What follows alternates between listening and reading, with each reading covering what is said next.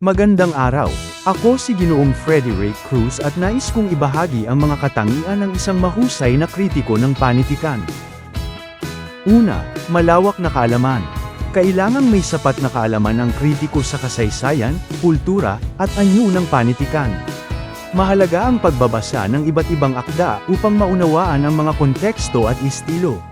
Halimbawa, kapag sinusuri ang isang tula ni Jose Corazon de Jesus, dapat alam ng kritiko ang mga simbolismong ginagamit sa panahon ng pananakop ng mga Amerikano.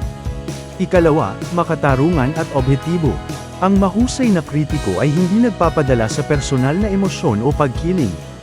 Tinitimbang ang akda batay sa merito nito, hindi sa sikat na pangalan ng autor o paboritong genre.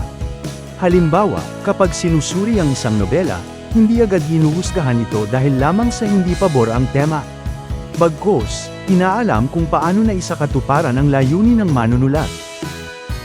Ikatlo, malinaw na pagpapaliwanag. Ang kritiko ay dapat marunong magpahayag ng kanyang opinyon sa paraang simple ngunit malaman. Mahalaga ang paggamit ng ebidensya mula sa akda upang suportahan ang pagsusuri.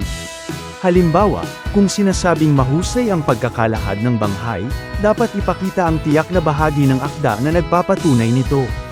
Ikaapat, malalim na pag-unawa sa tao at lipunan. Ang panitikan ay salamin ng lipunan.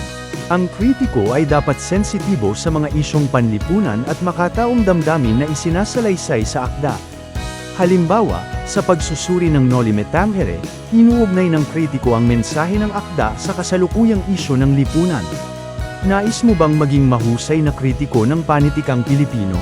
Laging tandaan, ang pagiging mahusay na kritiko sa panitikan ay nangangailangan ng kaalaman, pagiging patas, malinaw na pagpapaliwanag, at pag-unawa sa lipunan.